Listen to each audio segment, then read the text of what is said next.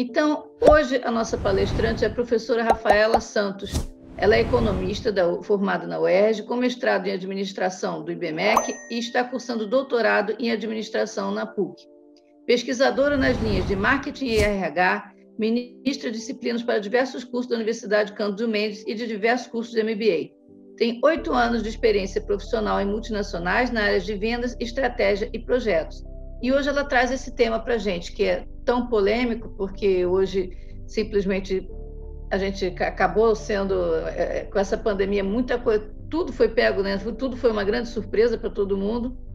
Então, ela hoje traz para a gente administração da cultura organizacional e pandemia, cuidados e ciladas. Muito bom dia, professora Rafaela. Obrigada pela sua atenção e por estar aqui conosco hoje. Vou passar a palavra para você, tá? Tá ótimo. Obrigada, Angélica. Bom dia a todos.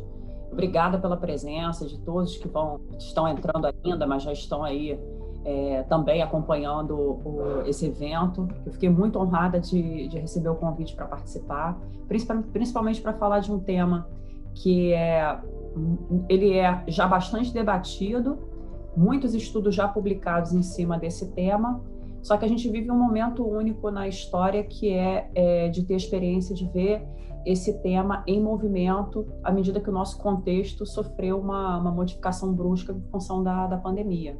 Então, a gente está sendo convidado hoje para debater esse tema, é um convite mesmo, para que a gente reflita a respeito de várias informações que eu vou compartilhar com vocês para a gente refletir e tentar entender como a gente está inserido dentro desse contexto e como a gente pode começar a observar questões que são relevantes e evoluir o tema a partir daí. A gente tem a cultura organizacional como um conceito que deriva, basicamente, do início, né, do debate que é de cultura, que começa sendo abordado na antropologia, né? A cultura está atrelada ali a um complexo de crenças, arte, moral, lei, costumes ou qualquer hábito que o homem adquire por meio da sociedade. Então, a gente não nasce com cultura, mas é por meio do compartilhamento desses aspectos que a gente acaba desenvolvendo a nossa cultura. E aí, em função disso, a gente vai se enquadrando na sociedade. Então, dentro do Brasil, por exemplo, a gente tem diversas culturas. A gente pensa no Rio de Janeiro, a diferença para São Paulo, para o Espírito Santo, para o Nordeste, para os estados do Norte e do Sul, quanto a gente tem uma diversidade cultural rica. Se a gente for olhar o próprio Rio de Janeiro, só como estado, a gente tem diversas regiões ali que são completamente diferentes. A gente brinca com isso o tempo todo. Os alunos que são de Niterói, eles chamam algumas coisas por outros nomes e a gente fala, caramba, é só atravessar uma barca, né, uma viagem de barca ou de ponte, que a gente já vai ter uma mudança de cultura do Rio de Janeiro com pouquíssimos quilômetros separando, né, um grupo de outro. E a gente também se sente mal quando a gente olha se depara com uma interpretação que a gente julga incorreta da nossa cultura. Então, a gente olha, por exemplo, como os gringos podem avaliar a sociedade brasileira, que tipo de símbolos eles estão atribuindo à nossa sociedade. Então, a gente o tempo todo se depara com isso. Samba, carnaval, floresta, algumas coisas até jocosas que a gente encara no nosso dia a dia. Tem macaco na rua, tem bichos andando pela rua. Você fica, de onde essa pessoa tirou isso? É de uma leitura que foi feita a respeito da nossa cultura, que é compartilhada por meios ali, na maioria das vezes, de mídia, né? Televisão, filmes, músicas, que falam sobre alguns símbolos, mas que a gente entende que não reflete a nossa cultura de uma forma geral. E a gente também comete esse tipo de erro quando a gente interpreta outras culturas. A gente, inclusive, representa isso em vários produtos midiáticos, como novelas, por exemplo, que a gente vê que já foram feitas ali com árabes e na verdade, povos da cultura árabe e também de outras ali. Agora, por último, foi feito uma com povos refugiados. E a gente também pode incorrer numa interpretação incorreta de toda uma cultura que tem diversos aspectos que não estão representados ali naqueles produtos midiáticos. Então, da mesma forma que a gente toma para si quando alguém reduz a nossa cultura, a gente também acaba incorrendo nisso. E tem um antropólogo brasileiro que eu gosto bastante, que é o Roberto da Mata, já entrando dentro do nosso tema, que ele faz uma leitura do Brasil muito interessante, né, à luz da antropologia, obviamente, que é a área de conhecimento dele. E tem um livro que eu gosto particularmente, que eu até trouxe para mostrar para vocês, que é A Casa e a Rua, que ele faz uma avaliação da sociedade brasileira a partir desses dois espaços, né, que a gente gosta de separar enquanto sociedade por uma herança mesmo da nossa colonização e a forma como a gente foi adotando esses dois espaços, mas que todo mundo, apesar de não pensar muito a respeito, faz, que é separar o nosso espaço privado de tudo aquilo que é fora do ambiente privado, que é chamado de rua.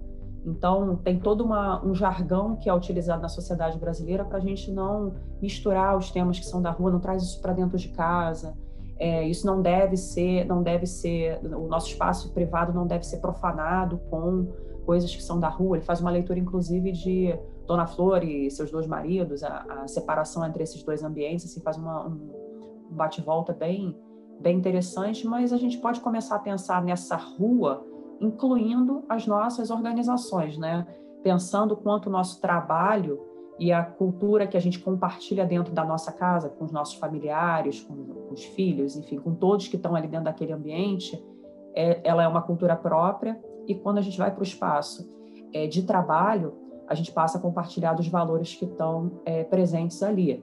E é claro que a gente tem elementos que são compartilhados, né? A nossa formação, ela está em trânsito nesses dois ambientes, e alguns aspectos a gente manifesta mais no ambiente privado e outros no ambiente de trabalho. Então, no ambiente de trabalho a gente tem uma etiqueta que normalmente é imposta, que a gente não sabe bem como isso foi criado, mas quando a gente é imerso no ambiente da organização, a gente acaba aprendendo a lidar com eles. Então, eu não posso falar de uma forma excessivamente informal, eu não posso usar expressões com palavrões, eu não posso falar alto, eu não posso usar a roupa que eu usaria em casa. Eu tenho toda uma etiqueta própria para aquele ambiente, por mais informal que muitas organizações possam até ser, encorajem esse tipo de espontaneidade por parte do colaborador. Mas a gente tem um fato que é a separação entre esses dois ambientes, tá? E é um desafio a gente pensar nessa análise do Roberto da Mata, da Casa e a Rua, quando a gente tem um cenário em que eu já estou antecipando, inclusive, em que a gente está fundindo esses dois espaços, que é o ambiente de trabalho invadindo a nossa casa, né? E acaba que a nossa privacidade, o nosso dia a dia também está invadindo a organização quando a gente tem situações inesperadas acontecendo, uma criança passando por trás da câmera, quando a gente tem um cachorro que começa a latir no meio de uma reunião que a gente está tendo, o chefe está falando e a conexão cai, faltou luz na nossa casa, está chovendo demais, ou qualquer evento doméstico que absolutamente não aconteceria se a gente estivesse fora do ambiente da nossa casa. Então, a gente tenta privar esse tipo de evento corriqueiro do nosso ambiente de trabalho, né? Porque a gente julga que aquela nossa privacidade ela é necessária para que a gente preserve uma imagem que a gente projeta para os nossos colegas, para a nossa chefia, para a organização de uma forma geral. Eu não quero que saibam desse aspecto da minha vida, eu não preciso falar da minha religião, eu não preciso falar a respeito dos meus bichos, eu não quero que vejam como é a minha casa, eu não preciso incorrer em sentimentos ali, em sensações que eu julgava que não seriam necessárias, como a vergonha, constrangimento, né? Uma questão de resguardo que eu tenho em relação ao meu ambiente, que é sagrado, para um outro ambiente que é considerado da rua. Então, a visão do Roberto da Mata é bem bacana para a gente pensar nessa separação desses dois ambientes e a forma como a gente teve que fazer adaptações acerca disso. Então, a gente tem ali a cultura de uma forma geral, que a gente já compartilha, querendo ou não, a gente é aculturado, né? A gente é imerso na sociedade por meio da cultura, tá? E esse conjunto de aspectos, símbolos que a gente compartilha, e a gente tem tudo aquilo que é produzido pelo homem e é consumido por ele numa forma de ciclo, né? A gente observa as modificações e a gente vai se adaptando a elas à medida que elas vão se apresentando para a gente. Muitas vezes queiramos ou não. Então, só para trazer uma noção disso, é como a gente modificou a nossa forma de comunicação por meio dos aplicativos de mensagens, né? A gente já tem hoje uma cultura de falar menos no telefone, utilizar menos a voz e utilizar muito mais as mensagens. E já tem várias memes, né, que surgiram para compartilhamento nesse espaço, que eles podem, inclusive, estar substituindo uma parte dessa comunicação. Tem uma cultura de comunicação por meio de memes, por meio de emojis, né, que foram utilizados anteriormente. E aí a gente tem GIFs também. Então, para pensar nesses símbolos, né, o quanto a gente tem toda uma fluidez na forma como a nossa cultura vai se modificando à medida que a gente vai acrescentando um elemento tecnológico que vai alterando o rumo da nossa comunicação enquanto sociedade. E aí é claro que a gente tem movimentos de resistência a isso, né? Todo movimento de cultura ele tem um movimento contra, que é uma tentativa de não aderir a isso, uma espécie de saudosismo em relação a um formato anterior e uma não aceitação, uma não conformidade desse tipo de modificação que vai acontecendo, nem sempre ligado a questão de idade, tá? Pelo contrário, a gente tem esses novos formatos de comunicação, notadamente, eles estão sendo bem aceitos por todas as gerações que hoje coexistem, né, na nossa sociedade. Os mais velhos já aderiram a esse formato de comunicação e conseguem aprender muito rapidamente como se comunicar neles também. Então, isso também é um fato que é bem interessante, quanto a gente tem várias gerações que estão inseridas dentro desses movimentos que vão acontecendo. Isso é só para a gente começar a pensar, né? O quanto a nossa cultura ela é viva, porque a gente sempre pensa nesses aspectos que são mais óbvios, como a gente olha, por exemplo, a nossa música, a nossa arte e tudo que está envolvido nela, mas a gente também não olha outros aspectos, que é a forma como a gente se comunica, né? E absolutamente está inserido dentro do tema que a gente tem, que a gente vai lidar quando a gente fala de cultura organizacional. E quando a gente pensa na antropologia cultural, ela fala exatamente da identidade que dá cara a esses grupos sociais. A gente, enquanto brasileiro, carioca, da zona X, insira aí a sua zona, a gente tem hábitos e crenças que são compartilhados dentro dos nossos grupos, tá? E a gente também transita entre grupos e acaba adotando um conjunto de símbolos que é próprio para cada grupo, né? Então, quem é torcedor de um time vai ter hábitos e costumes daquele time. Quem milita por alguma ala ideológica vai adotar símbolos e costumes dessa ala, e por aí vai. A gente pode ficar numa zona em que a gente está compartilhando vários desses símbolos de forma simultânea, inclusive fazendo uma transição ali entre eles, tá?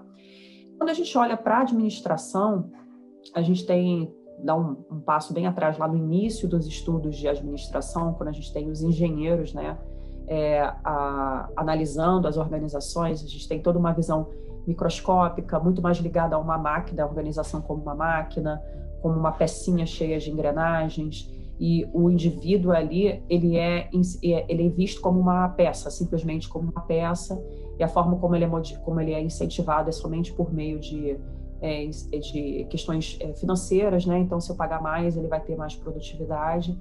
E a gente começa a ter uma modificação dessa perspectiva quando a gente vê os psicólogos entrando na organização e olhando ali por meio do experimento de Hawthorne, né? Vocês vão lembrar lá atrás dessa parte de estudo mesmo de personalidade e da forma como as emoções foram entrando nos estudos da administração, para fazer um contraponto com o que os engenheiros inicialmente colocaram como uma visão mais cartesiana da organização.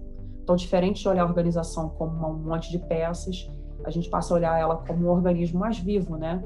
Que vai sofrendo alterações à medida que a gente vai inserindo o contexto, à medida que a gente vai provocando modificações dentro desse ambiente. A forma como as pessoas, inclusive, podem se motivar e ter a sua produtividade muito mais atrelada ao grupo em que ela está inserida e as relações que ela está desenvolvendo dentro daquela organização, e o quanto isso pode ser muito mais significativo do que somente o incentivo financeiro. Então, isso quebra essa visão mais de máquina, né, que os engenheiros traziam para as organizações. E a gente começa a ver o surgimento da organização formal e da organização informal. Só para lembrar, quem não é aluno de administração ou quem também já estudou isso há muito tempo, a gente tem a organização como a organização formal como um conjunto de aspectos mais físicos, né, táteis, que a gente pode tocar, que a gente vê um local para onde a gente vai, e a organização informal é justamente o conjunto de relacionamentos que é formado dentro desse ambiente. Então, a gente tem a organização formal, que é o local de trabalho, e a organização informal, que são os grupos que ali se formam. E todo mundo já passou por isso, né? A gente entra na empresa, a gente começa uma faculdade, a gente está indo para um ambiente novo, a gente acaba se agrupando por uma similaridade de interesses que a gente vai tendo com aquelas pessoas. Então, a gente vai compartilhando daqueles valores daquelas pessoas e a gente acaba desenvolvendo um círculo dentro daquela organização. É uma vivência que as crianças aprendem desde o início na escola, né? Quando elas entram na pré-escola, elas já começam a fazer esse grupo e a gente vai mantendo isso ao longo da nossa vida. E os estudos organizacionais, eles também começam a utilizar os conceitos das ciências sociais para analisar as empresas. Aí começa a ver as empresas como organismo vivo, começa a fazer algumas análises dentro das organizações para entender o quanto elas também se modificam. E isso tudo vai mostrando o quanto o fator humano, as emoções e o quanto o contexto tem um papel relevante para promover as mudanças e, por que não, as inovações das organizações. Elas vão se adaptando às sociedades. Quando a gente olha pelo ponto de vista de estratégia, a gente sempre analisa a forma como o macroambiente, como o ambiente externo, apesar de não ter uma influência nem sempre direta na organização, mas ele, enquanto fatores ali políticos, sociais, econômicos e tecnológicos, ele vai provocando modificações, principalmente nas pessoas, e isso vai modificando também a forma como a empresa precisa adaptar os processos dela. Então, as demandas sociais, as modificações sociais, elas vão dando o tom das políticas de RH, principalmente, para entender quais são as motivações e o que as pessoas estão demandando dentro daquele ambiente. Então, de alguns anos para cá, a gente já tem discussões a respeito dos tipos de benefícios que as pessoas preferem. Se elas preferem ter mais benefícios que são atrelados à orientação financeira para uma organização de vida, ou se elas preferem ter mais flexibilidade dentro de banco de horas para poder aproveitar o tempo que elas acumularam de hora extra para poder promover lazer. Se elas preferem que tipo de benefícios se está atrelado muito mais a uma questão de idade e que tipos de modificações no pacote de benefícios tem que ser feito, isso é abordado bastante nas disciplinas de RH. E isso vai mostrando como a gente vai adaptando para um contexto macroambiental e a forma como isso vai refletindo dentro das organizações. Os estudos organizacionais, eles estão o tempo todo se atualizando dentro desse sentido, apesar de já ter uma literatura bastante estabelecida. Então, eu trouxe aqui o que a gente tem aqui em termos de cultura organizacional, do que a gente está falando. Eu trouxe a cultura e eu falei de organização, mas quando a gente junta, né, colide esses dois temas, a gente tem aqui uma definição do Daniel Castello, que a cultura está muito atrelada à comunicação, tá? E a forma como a gente vai dando significado por meio de aspectos que eu queria chamar a atenção aqui, que ele cita bastante aspectos físicos, né? Então, o local físico é o mobiliário, é a forma como o espaço está dividido, do nome, das cores, do jeito como nós falamos, das palavras que a gente escolhe, o tom, né? A tal etiqueta que a gente adota para aquele determinado ambiente. E o quanto a cultura organizacional ela está atrelada a esses símbolos quando a gente pensa na entrada do indivíduo dentro da organização e a forma como ele é inserido dentro dessa cultura, tá?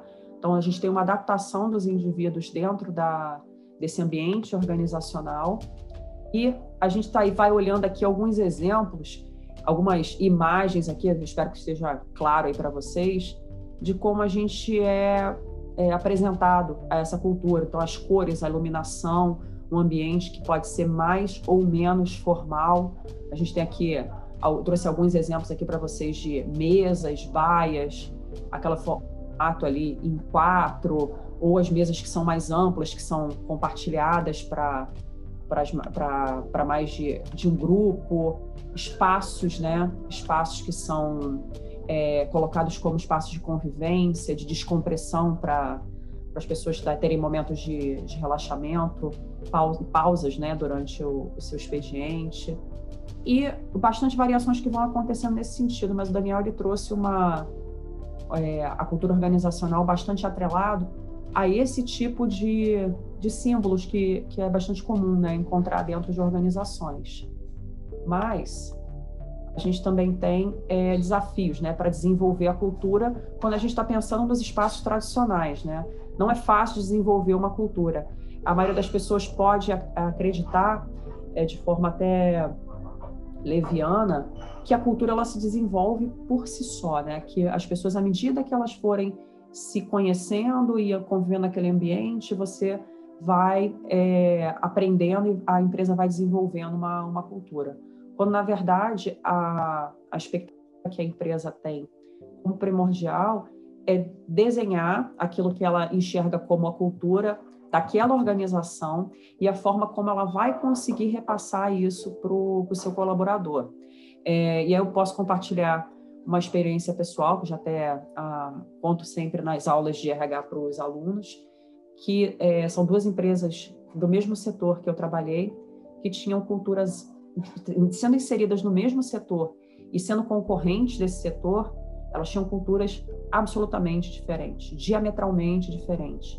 E isso foi um desafio quando eu saio de uma empresa para outra, porque eu estava tão inserida dentro de uma cultura que eu tive dificuldade para me adaptar à outra. Então, só para vocês entenderem, a primeira empresa eu entrei como estagiária, então numa etapa muito precoce, né, de vida profissional, ainda na faculdade, e aí fui apresentada a uma cultura que era bastante competitiva, que tinham bastante elementos ali que não eram escritos nem falados, mas que estavam presentes no relacionamento das pessoas.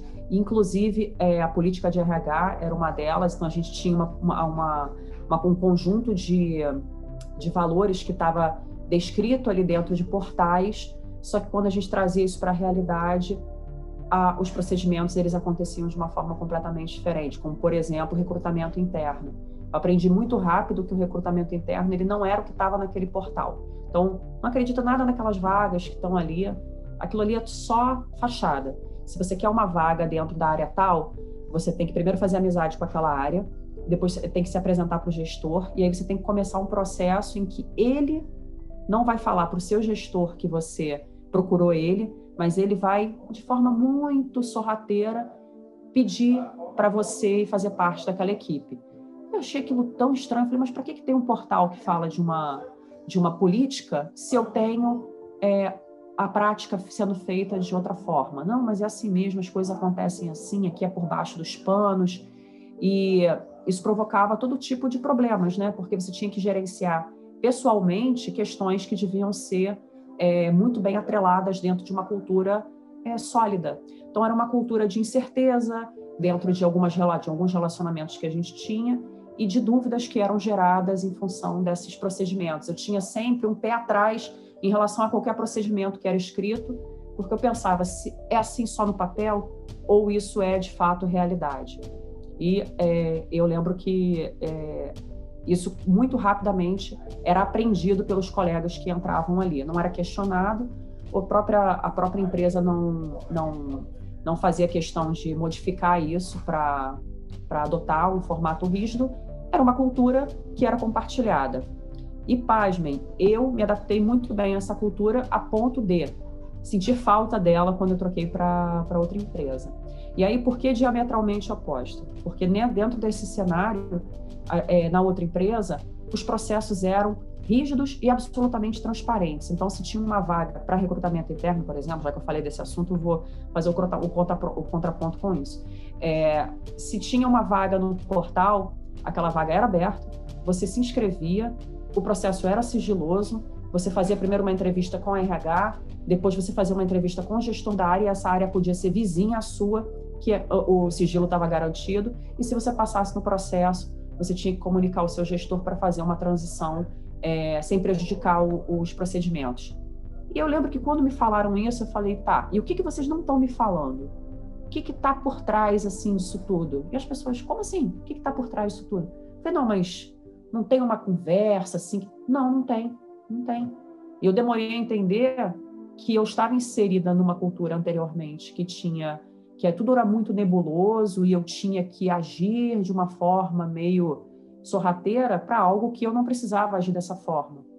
E eu achei aquilo estranho, mas também entendi que talvez eu tivesse inserida num ambiente onde isso não era a melhor prática. Definitivamente, você viver dentro dessa incerteza causa todo tipo de estresse, né, dificuldade para você transitar dentro da organização. Então, foram, mesmo setor, empresas concorrentes, mas que tinham culturas e valores completamente diferentes em relação a treinamento, em relação à própria visão do mercado e a forma como ela ia para o mercado e como ela adotava os seus procedimentos e como ela se apresentava para os seus colaboradores, tá? Só que eu estou falando de elementos, eu estou trazendo todos aqui elementos que eu convivi, e o Daniel pontuou aqui nas definições, como aspectos mais físicos, né? Valores que eu fui aprendendo, convivendo e conversando com pessoas dentro da estrutura da organização. E aí, a gente tem uma bendita de uma coisa chamada pandemia, né?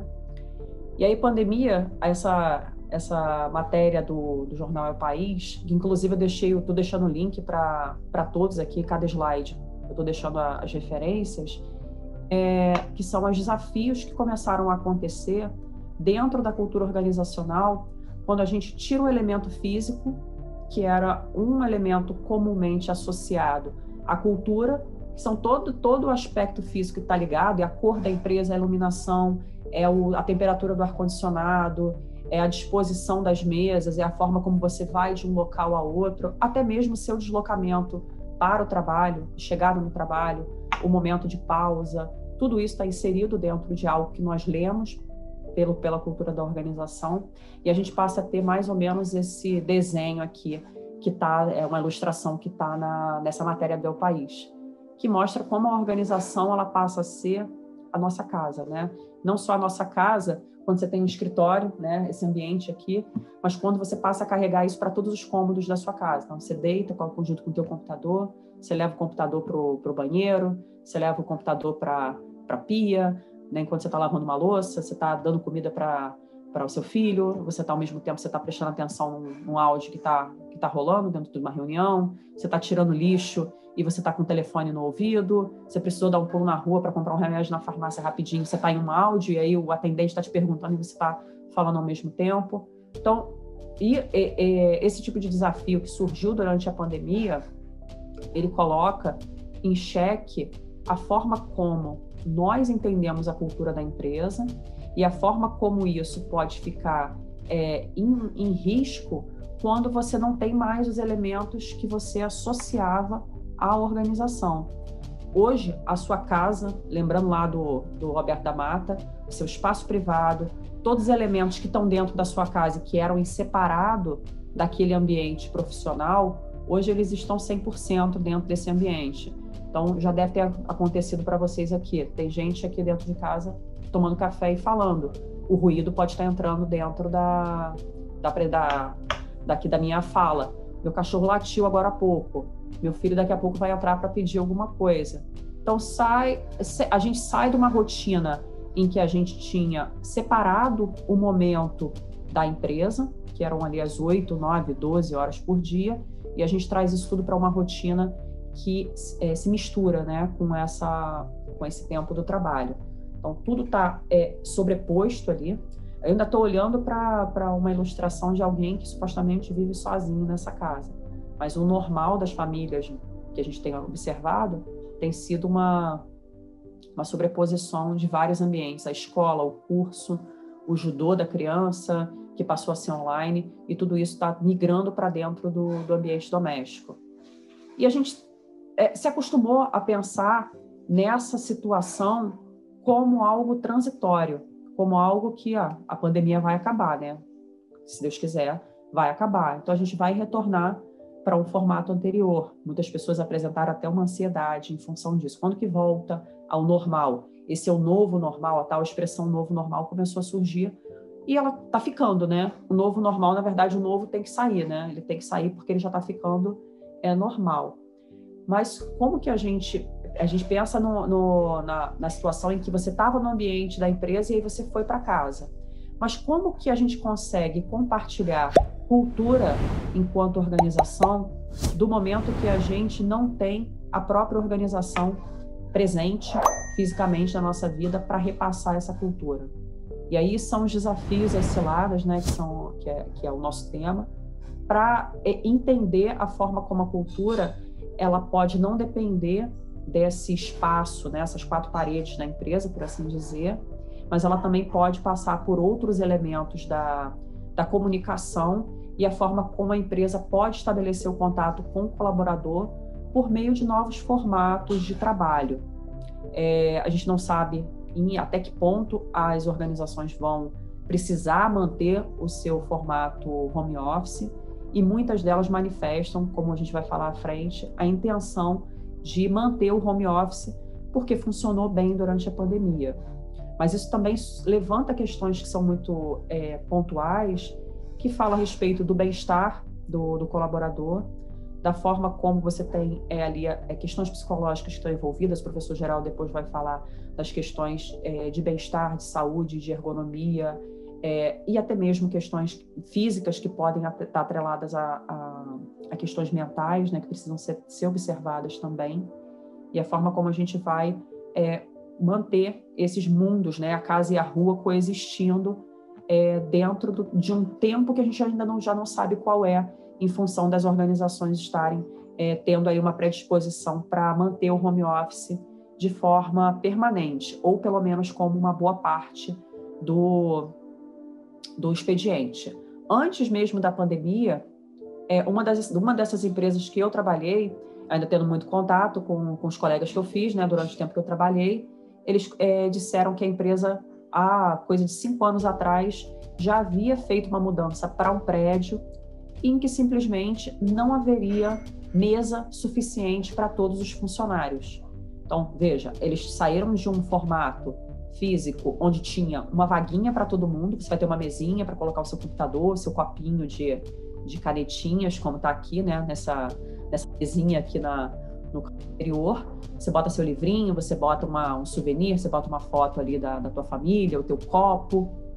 Você sai desse formato para um formato onde não temos mais mesa para todo mundo. E o que isso pressupõe?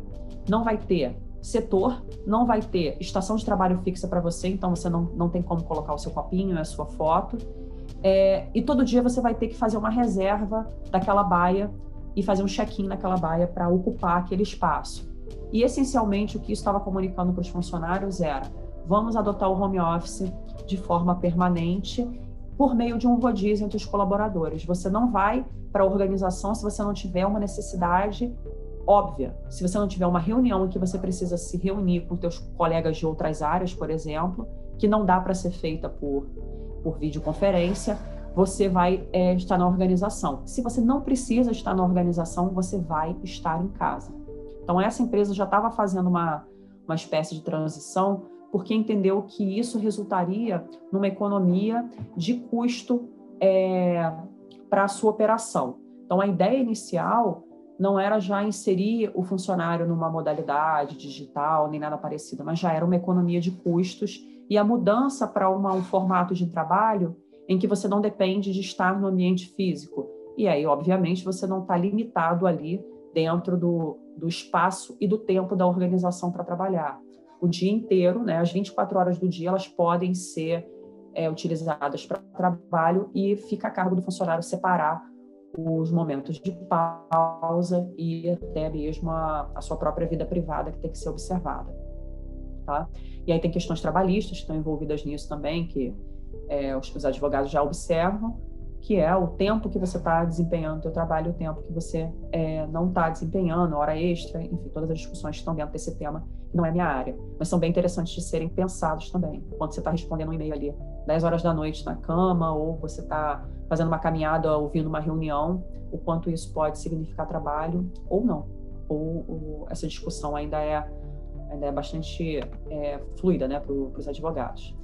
Mas a gente, quando olha para a pandemia e esse formato aqui da ilustração, a gente tem alguns dados que começam a surgir, e isso é bem interessante porque eu estou trazendo esse tema, mas ele é um tema que está em movimento e as perguntas elas estão surgindo justamente à medida que a gente está discutindo elas. A gente não tem, na verdade, resultados ainda concretos a respeito desse processo, porque ele está acontecendo e, pelo visto, vai continuar acontecendo por mais um tempo que a gente ainda não sabe qual é, e que ela também já apresenta alguns sintomas, né? O mercado já apresenta alguns sintomas que vão surgindo à medida que a gente vai lendo. Inclusive, eu sugiro fortemente que os trabalhadores, né, os alunos e os curiosos, de forma geral, leiam bastante notícias que vão surgindo a respeito desse tema. Eu, particularmente, assinei a revista Você S.A., eu já gostava de trazer para os alunos de RH e para os alunos de administração também, de uma forma geral, mas eu tenho lido bastante coisa porque tem me trazido uma visão muito boa do que as organizações estão enfrentando durante esse período e o quanto elas estão aprendendo e se modificando. E, inclusive, a revista Você S.A. já tinha publicado uma pesquisa que a gente tinha, em maio, 8,8 milhões de pessoas trabalhando no formato de home office. Isso não era comum entre as empresas. A gente tinha empresas que faziam home office, principalmente empresas de tecnologia, onde essa cultura de você estar conectado já é muito grande, já era muito forte, né? E você tinha também uma facilidade ali de tudo que você precisava estar dentro de um computador, então isso não precisava estar limitado a uma sede, né? Onde você precisava estar. E as pessoas foram migradas para esse formato de forma meio abrupta, em função da pandemia, e muitas delas não estavam habituadas a esse formato, não tinham sequer um ambiente e uma conexão em que fosse mínima para ela conseguir desempenhar o trabalho dela. Então, eu imagino que antes da pandemia, ninguém tinha uma preocupação de ter uma conexão de tantos gigabytes para poder dar conta de ter um programa da empresa rodando dentro do computador na sua própria casa. A gente não chega no trabalho preocupado se a internet da empresa está boa. Mas será que a conexão hoje está boa? A gente não se fazia essa pergunta. Ou será que o ambiente que eu tenho está bem iluminado para aquela reunião que eu tenho hoje? Não. E aí a gente acaba se deparando com a nossa casa, que não era uma empresa, né? Virando uma empresa e precisando sofrer modificações para dar conta de ser empresa. Então, eu dou aula, por exemplo, para os alunos de design de interiores e o tempo todo eles me cobram, porque aqui no meu escritório eu tenho essas mãos francesas aqui, horrorosas, que eu tive que colocar para minha estante de livros não cair.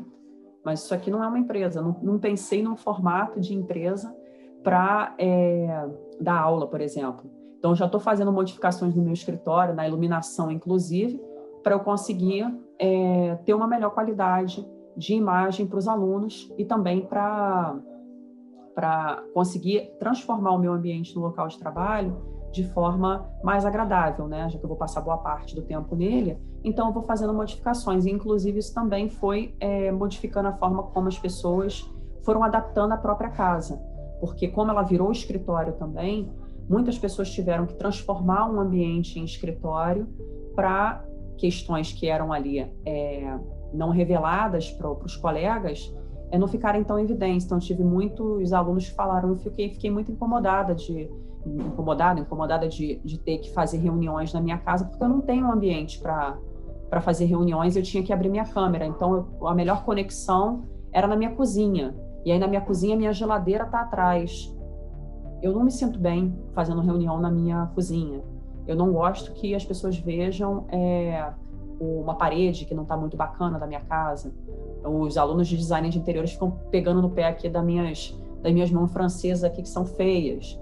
Então, tem todo esse aspecto da nossa vida privada que ele precisou ser adaptado, e isso também traz um certo grau de ansiedade para as pessoas, porque elas precisam fazer adaptações que não estavam previstas, né? E a gente também tem desafios dentro da própria organização, quando a gente olha aqui para os desafios da liderança propriamente, porque a gente vai tendo dificuldade de fazer principalmente o desempenho da liderança quando você não tem um contato presencial com as pessoas.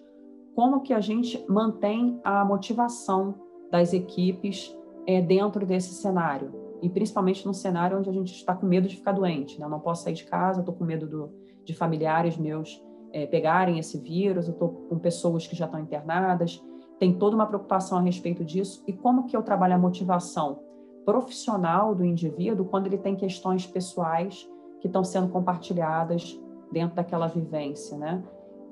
Isso foi um desafio que começou a aparecer dentro dessa pesquisa que a Robert Half faz de forma recorrente, e, de forma geral, a que estava mais latente ali e que chamou mais atenção foi a dificuldade de motivação para os times, né, durante esse período, por conta da dificuldade que a gente tem de não estar em contato físico com as pessoas, não controlar as tarefas dela. Então, o chefe que estava ali próximo, né, ao mesmo tempo que ele está motivando, ele também está monitorando as tarefas da equipe de uma forma geral, ele simplesmente não tem mais acesso a isso. Ele tem dificuldade de fazer esse tipo de controle por meio de programas. A gente sabe que a gente tem vários programas que controlam o fluxo de trabalho das pessoas, mas efetivamente dentro do ambiente ele não está. Então ele não consegue saber se de fato a função está sendo desempenhada. E tem outros aspectos também que a pesquisa trouxe, que estão nessa edição, que fala também da dificuldade da qualidade das entregas, do controle das atividades e do cumprimento correto da jornada de trabalho. A gente não sabe se o indivíduo está desempenhando 8, 12, 10, 4 horas, 2 horas, de fato ele não está trabalhando. Quando ele está dentro daquela reunião que foi convocada, se de fato ele está naquela reunião, se ele não está fazendo uma outra atividade, e que tipo de controle pode ser feito em função dessas tarefas. Isso são desafios que a gente está tendo só agora. A gente não tinha uma dificuldade efetiva de fazer isso. As empresas que já trabalhavam no formato de home office, de forma recorrente, elas já tinham as suas atividades adaptadas para esse tipo de problema, né? Às vezes uma cultura um pouco mais fluida, um pouco mais solta em relação à jornada de trabalho, e aí esse tipo de preocupação não surge com tanta frequência. E eu trouxe um exemplo que é interessante para a gente pensar na cultura organizacional, que é pensar, nós estávamos inseridos numa cultura e a gente passou para o home office, então de alguma forma a gente ainda está carregando um pouquinho daquilo que a gente viveu dentro da empresa. Mas quando a gente tem empresas que estão contratando de forma muito intensa durante a pandemia especificamente, isso se mostra um desafio, porque o indivíduo ele já está entrando dentro de uma empresa e ele nunca pisou na sede física. Então, eu conversava com o professor Ângelo a respeito de compartilhando experiências, e ele tem o próprio filho que não pisou na sede da empresa para a qual ele trabalha. Ele nunca pisou efetivamente na sede da empresa onde ele trabalha. E ele indicou um colega para trabalhar em uma outra empresa, e o colega foi contratado, está muito bem, mas ele nunca pisou na sede da empresa. Isso se tornou uma rotina muito grande durante a pandemia. A XP, a Stone e muitas outras empresas que têm uma parte tecnológica que são muito bem desenvolvidas, e o próprio BTG também, contrataram absurdamente durante a pandemia, porque o setor deles estava fortemente impulsionado com o fato das pessoas estarem em casa e buscando os serviços que eles prestam, tá? Então, só para a gente ter uma ideia, a XP teve uma contratação durante a pandemia em torno de 100 funcionários por mês sendo admitidos, e já entrando no formato onde o computador é enviado para a casa dela. E aí eles encorajaram, inclusive, para quem acompanha lá no LinkedIn, as pessoas a publicarem o início do trabalho numa estação montada em casa. Então, eles receberam o computador, o suporte para colocar o computador para ficar no formato mais ergonômico, né? A forma como a estação de trabalho era montada, a própria internet, a necessidade de conexão de rede, a adaptação daquele formato para uma realidade de trabalho que a XP entende como uma necessidade para a empresa. Essas pessoas já entraram da empresa sem ter contato efetivo com a equipe, com o colega, e já entrando numa cultura que a empresa pretende manter permanente, porque teve sucesso durante a pandemia. E a gente tem algumas empresas que já se propuseram a trabalhar nesse formato para sempre. E eu até falei com o professor Ângelo que para sempre, para mim, me causa arrepios, porque eu acho que para sempre é muito tempo. Eu não gosto de usar a expressão para sempre, porque me causa incerteza. Então, como que eu vou dizer se eu consigo deixar isso de forma permanente? E, principalmente, os fatores que são compartilhados, essa reportagem que está aqui no rodapé, ela falou de 6 empresas, tá? Empresas brasileiras, também empresas que são de fora. E todas elas citaram questões econômicas que estavam atreladas a essa decisão. Então, eu posso entregar a maior parte dos meus escritórios, eu não preciso mais mesa, cadeira, mobiliário, material de escritório, eu não preciso de água, luz, enfim, tudo que está envolvido na parte física.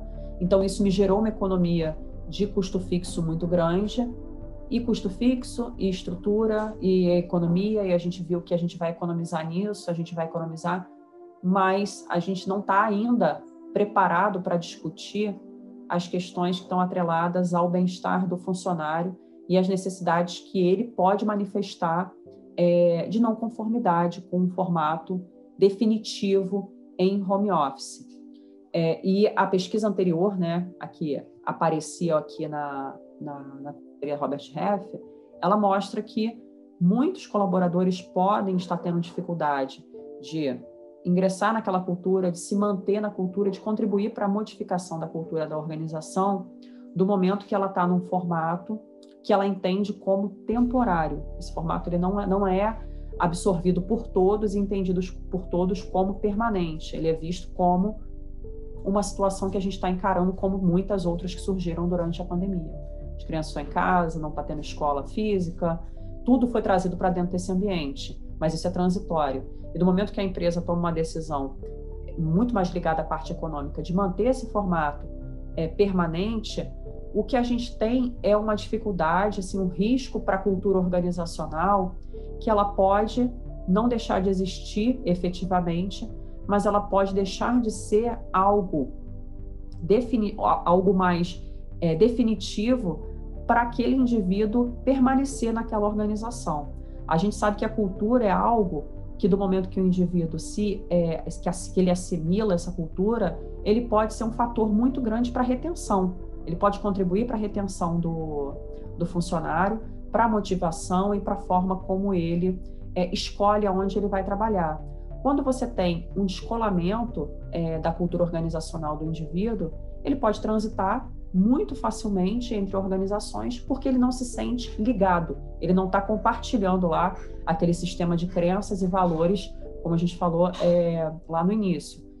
Então, como que eu vou criar uma identificação com um funcionário que de cara não teve contato com a minha empresa, ele não está ligado efetivamente ao grupo onde ele está inserido, ele não compartilha dos valores, e eu ainda falo para ele que isso é provável que não aconteça. É bem provável que você não vá viver essa experiência porque a gente está adotando um formato home office definitivo. E aí, algumas observações precisam ser feitas, mas só lembrando que a gente tem aí a história sendo escrita, né? A nossa teoria está sendo escrita exatamente enquanto a gente está falando aqui.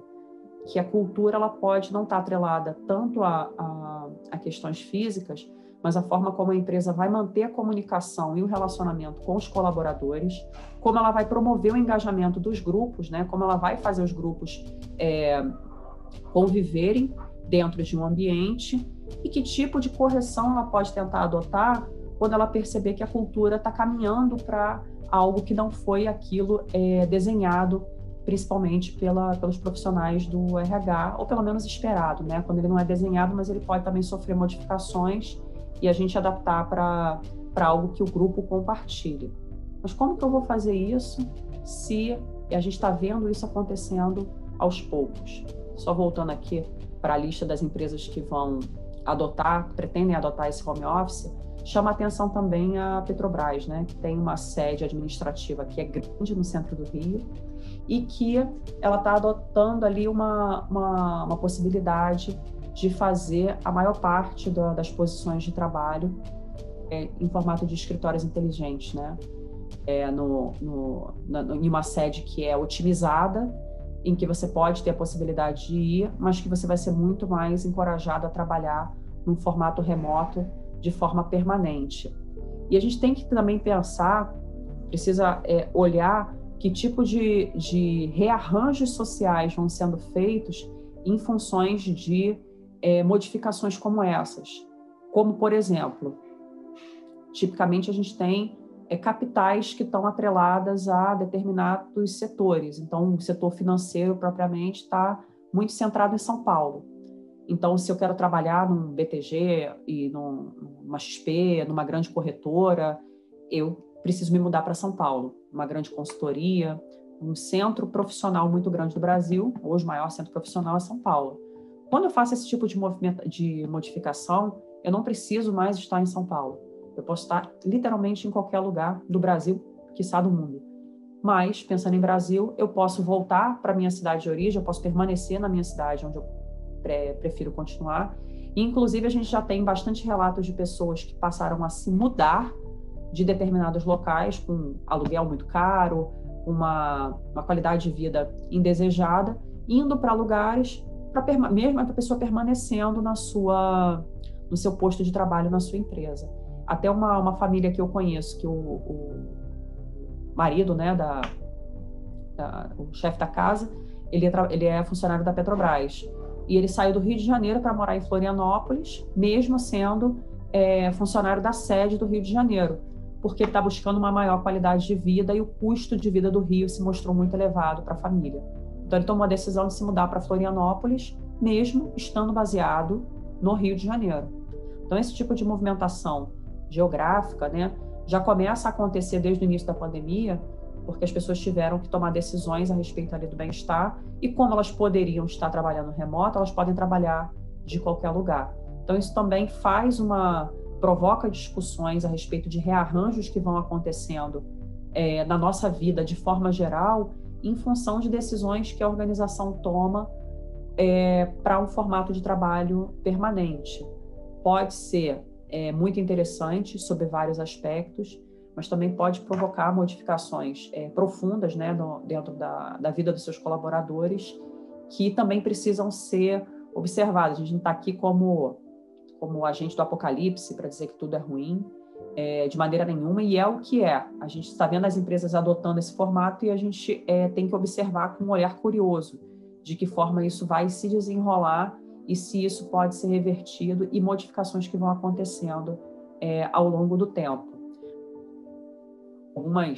Alguns pontos que eu trouxe para vocês como reflexões, não nada que é definitivo, escrito na pedra, mas são reflexões que a gente precisa fazer à medida que a gente vai vendo esse processo acontecendo, exatamente enquanto a gente está falando.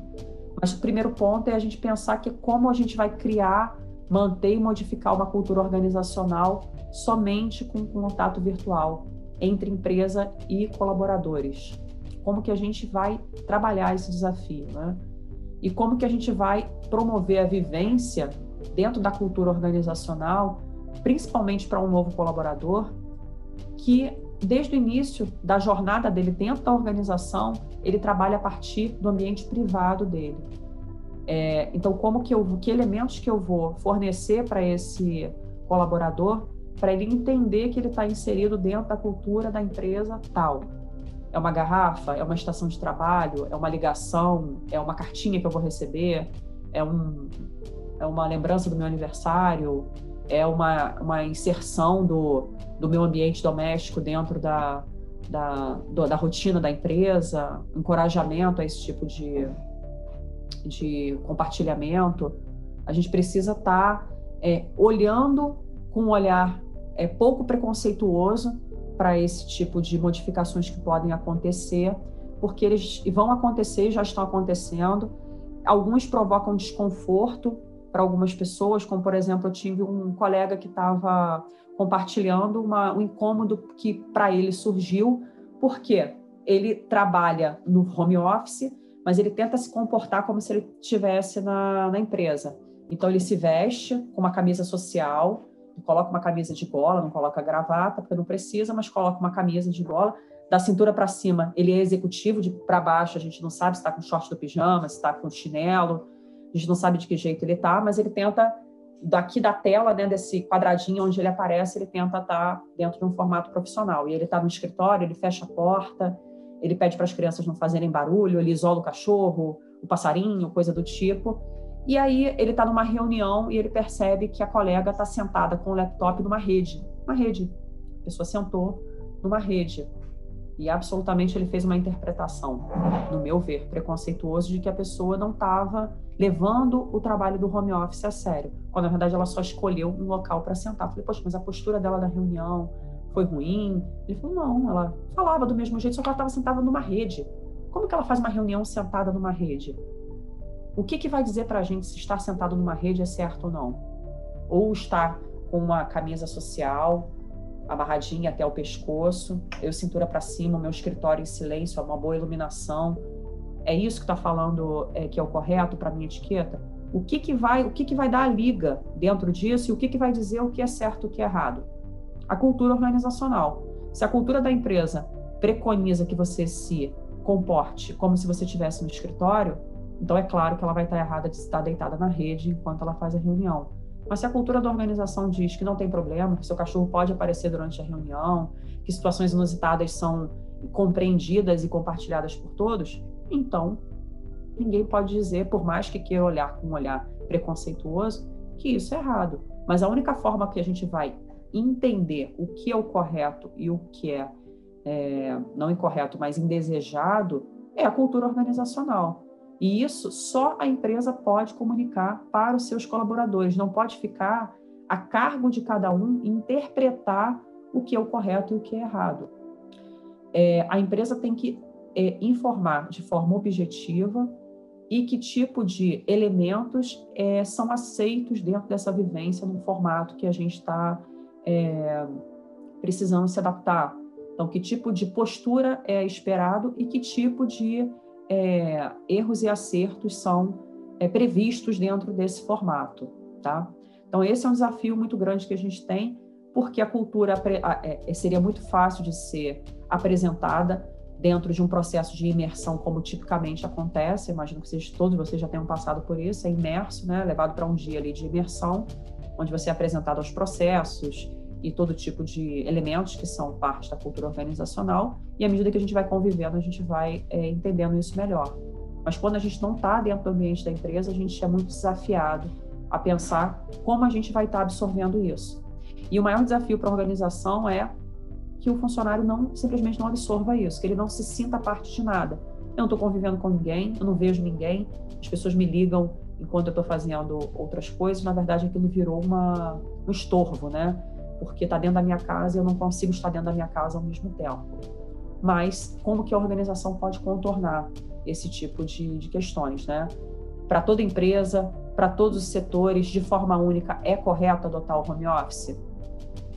Não sabemos. Não sabemos ainda. É uma resposta que a gente ainda não tem em função do processo estar acontecendo ainda. E aí a gente tem questões trabalhistas, saúde, bem-estar que estão envolvidas aí, que precisam ser observadas e adaptadas à medida que esse formato for sendo adotado de forma permanente. Mas isso não é para ser, pelo menos a gente não está falando, não está conversando, trocando ainda, mas o meu objetivo é que não foi colocar esses aspectos como únicos e como definitivos. Então, eu queria compartilhar com vocês e esperar que a gente possa trocar aí por meio das perguntas, questionamentos que podem ser enviados por todos vocês que estão assistindo, e de que forma vocês enxergam essas questões, de que forma vocês podem ter refletido aí ao longo da apresentação e da vivência de vocês, e o que a gente pode tentar compartilhar aqui dentro desse momento agora que eu vou pedir para a Angélica abrir, de perguntas e discussões que a gente pode ter aqui com vocês. Ok, Rafaela, a gente pode agora falar. Quem tiver dúvida, tá, pode colocar no chat que eu vou lendo e passando para você, tá bom? A gente tem aqui uma dúvida que a Xana Lago colocou, uma pergunta que ela colocou. Ela fala: bom dia, Rafaela. dentro do cenário pandêmico, um colaborador que em algum período ficou em home office e depois teve que voltar, né, com a volta, aí a retomada, acabou pegando o vírus por conta de um colega de trabalho, sendo que o colega tinha todos os sintomas e ainda assim foi trabalhar. Dentro desse histórico, como a organização vê essa falta de consciência dos empregados, que não respeitam o período de isolamento, causando assim a propagação do vírus?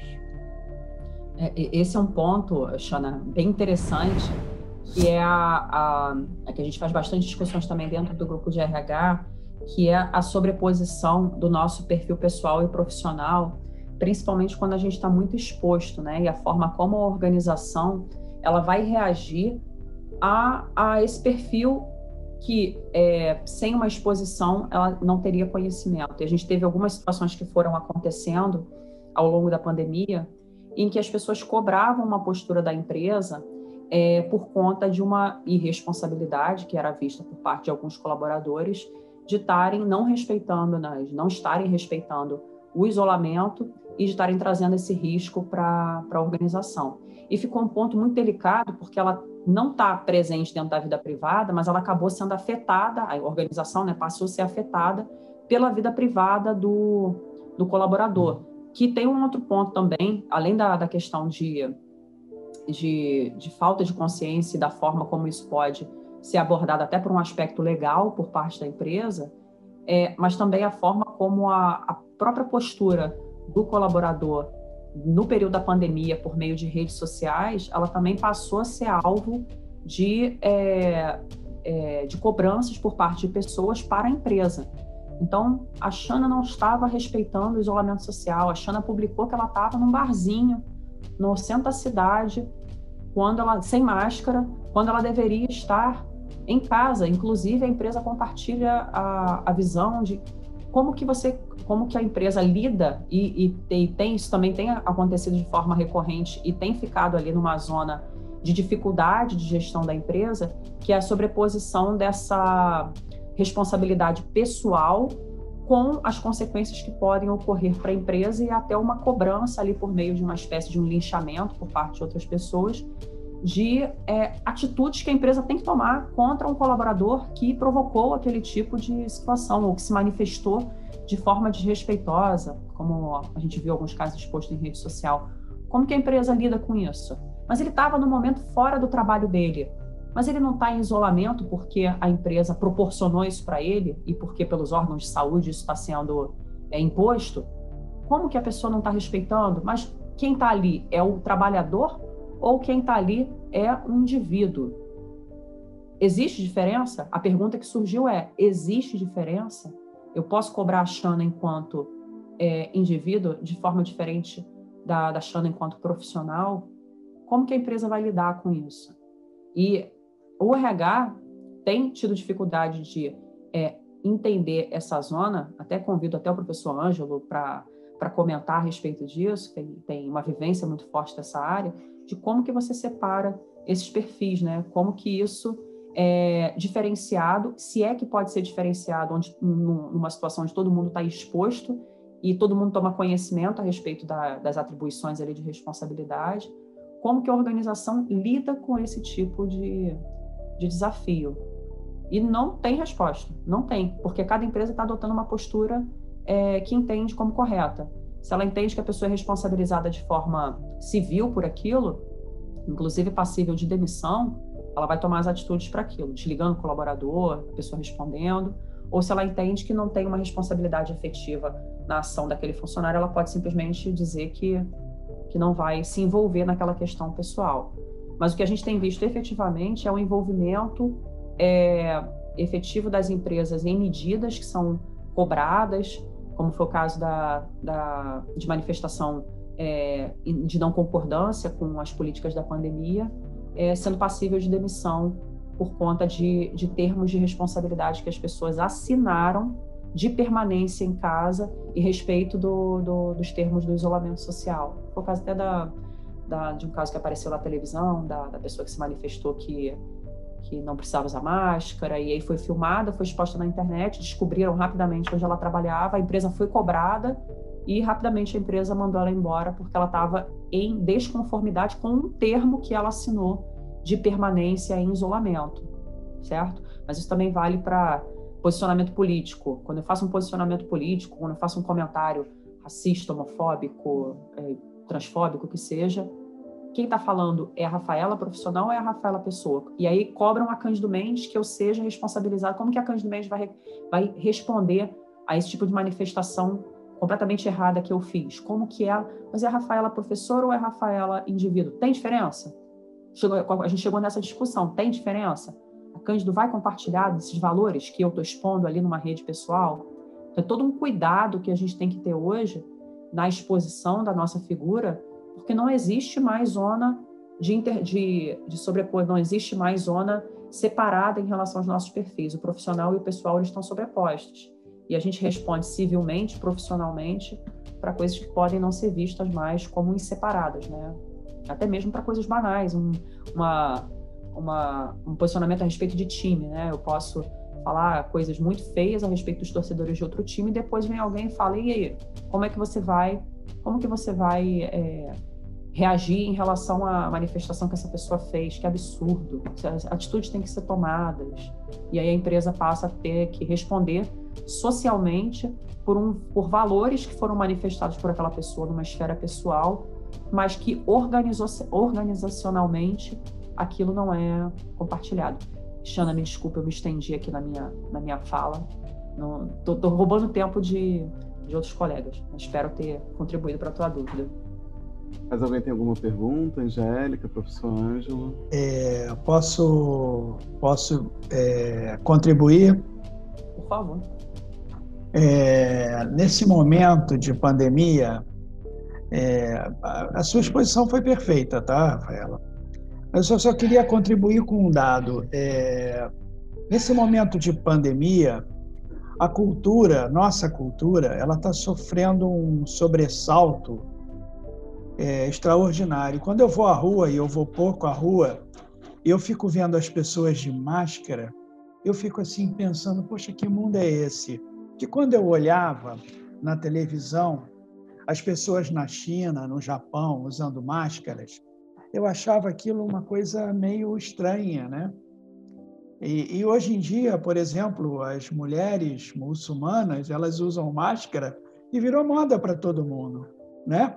O que era over, agora está todo mundo certinho, está todo mundo igual. As culturas, elas sofrem, como você bem disse no início, as culturas, elas sofrem mutações porque a cultura é dinâmica. Foi muito legal isso. Bom, era só isso que eu queria falar. A questão da política também interferindo na cultura e por aí vai. Bom, Rafaela, só fazendo um link aqui, voltando bastante no tempo, quando eu fiz administração também, e a gente fez um trabalho nossa tese foi era um grupo, a administração de autogestão na Bahia em 1830 com Antônio Conselheiro, que tem aquele caso da aldeia que é uma coisa de louco. E eles também ficaram ilhados, represados e tiveram que ter uma coisa super rica, até depois, 30 anos depois, ano passado, eu tive a grata surpresa que esse trabalho foi premiado. E é uma coisa meio parecida, a gente praticamente ficou ilhado também, né? E tudo no final se resolve. Eu acho que o que vai acontecer agora é que eu vejo que muita coisa de administração vai por água e a gente vai ter muito trabalho, todo mundo que trabalha com as correntes de administração, de uma nova corrente, uma nova cultura. A gente está começando a botar o pé num novo mundo e numa nova forma de enxergar, onde tudo vai ter que se adequar, desde as empresas, os funcionários, é tudo novo para todo mundo, seja na área jurídica de ontem da Bruna, na sua de administração hoje, acho que até na do Geraldo.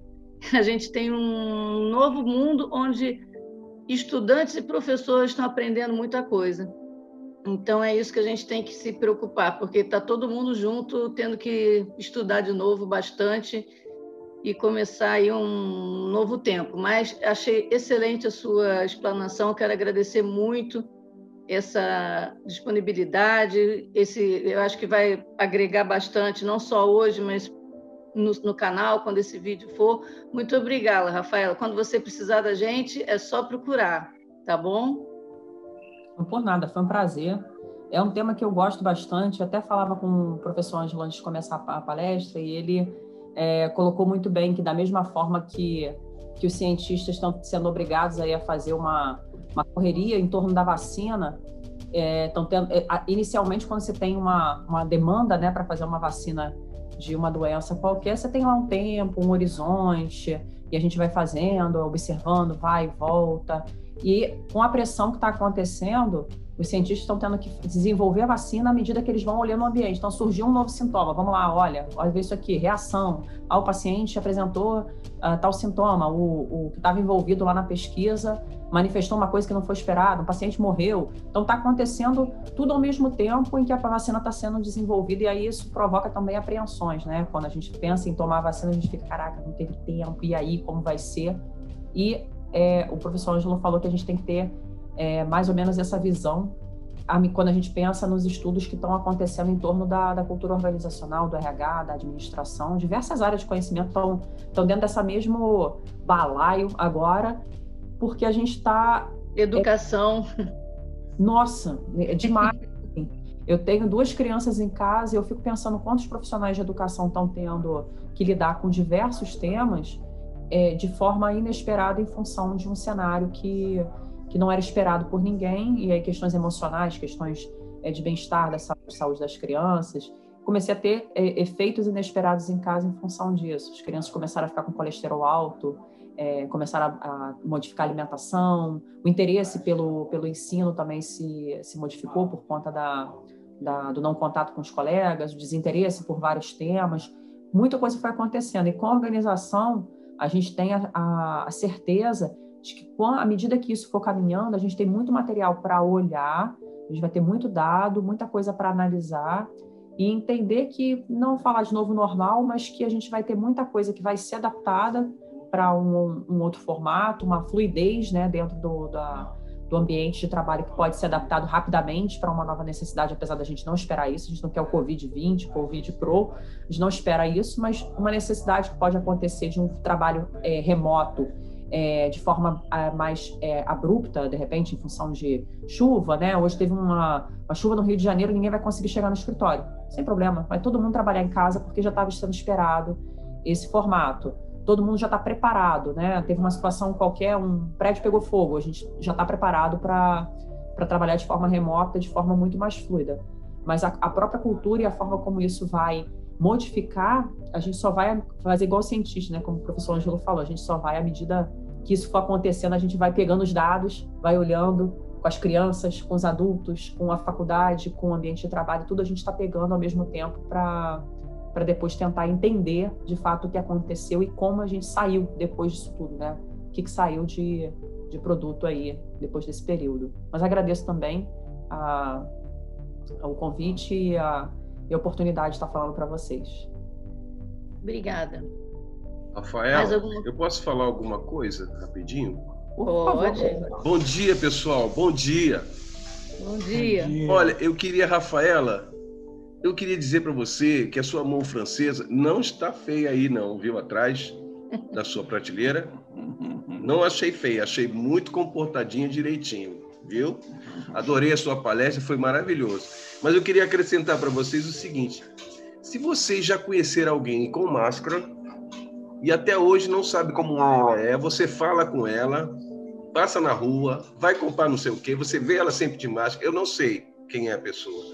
E isso é incrível, né? Como o Ângelo estava falando, e você também, Rafael, é um novo normal, mas que já é normal. Então, caramba, eu acho isso incrível. Às vezes eu peço para a pessoa, pelo amor de Deus, passa álcool na tua mão aí, deixa eu ver, deixa eu ver só um pouquinho. A pessoa, não pode. Eu falei, tá certo, eu também não vou mostrar. Não é terrível isso? Mas valeu, Rafaela. Parabéns, Rafaela. Nossa, quanta explanação, quanta coisa boa que a gente ouviu. Boa, né? Que é o que a gente tem que seguir agora. Valeu, Rafael. Não temos mais perguntas. Caso vocês tenham perguntas durante até mesmo o vídeo, né, no YouTube, encaminha para a gente por e-mail que a gente envia para a Rafaela, tá? No aberge.com.br. Bom, Rafaela, então, muito obrigado mais uma vez e eu podendo encerrar, eu vou passar para o professor Geraldo, então, para o tema de hoje.